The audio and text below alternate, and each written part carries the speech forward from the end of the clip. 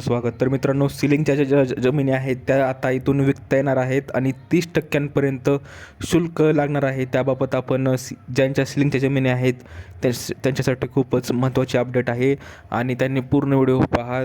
तर मित्रांनो, तुम्ही जर पहिल्यांदा चॅनलवर आला असता तर चॅनल सबस्क्राईब करायला विसरू नका, जेणेकरून नवनवीन लेटेस्ट अपडेट तुम्हाला लवकरात लवकर या चॅनलवर तुम्हाला मिळून जाईल. तर मित्रांनो, आपण पाहूया की सिलिंगच्या ज्या जमिनी आहेत त्या आता विकता येणार आहेत आणि 30% शुल्क लागणार आहेत.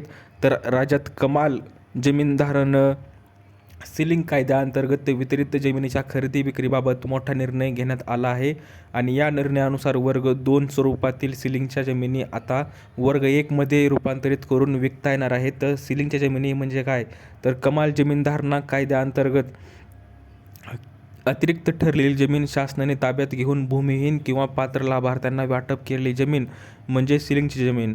या जमिनीवर विशेष अटी लागू शकतात आणि वर्ग 2मधून वर्ग 1मध्ये रूपांतरित करता येणार. सिलिंगच्या जमिनी सध्या वर्ग 2मध्ये स्वरूपात आहेत. आता शासनाच्या परवानगीने आणि निर्धारित शुल्क भरून त्या वर्ग 1मध्ये रूपांतरित करता येणार आहेत. वर्ग 1मध्ये रूपांतरित झाल्यानंतर जमीनधारकांना जमीन विक्री, हस्तांतरण किंवा व्यवहार करता येणार आहेत. त्यामुळे अनेक वर्षाची अडचण आता दूर होणार आहे. तर 50 लाखांवरील प्रकरणांवर सरकारची मोहर असणार आहे. ज्या प्रकरणांमध्ये शुल्काची रक्कम 50 लाखांपेक्षा जास्त असेल त्या प्रकरणावर अंतिम निर्णय राज्य शासनाच्या स्तरावर घेता येणार आहे. सिलिंगच्या जमिनीच्या व्यवहाराबाबत अनेक वर्षांपासून प्रलंबित अडचणी दूर करण्यासाठी शासनाने हा निर्णय घेतला आहे. जमीनधारकांना कायदेशीररित्या व्यवहार करता येतील आणि महसूललाही उत्पन्न मिळणार आहे, अशी राज्य शासनाची नवी योजना आहे. आणि किती शुल्क आता लागणार आहे, तर महानगरपालिका क्षेत्रातील जमिनीसाठी रेडिरेकनरनुसार मूल्यांच्या 30% शुल्क आकारले जाणार आहे. इतर क्षेत्रालाही 25% शुल्क लागणार आहे, असं स्पष्ट म्हणणं आहे. आणि जमिनीचे वर्ग 1मध्ये रूपांतर करण्यासाठी अर्ज करावी लागेल. निर्धारित शुल्क भरल्यानंतर आणि आवश्यक पडताळणी झाल्यानंतरच परवानगी मिळणार आहे.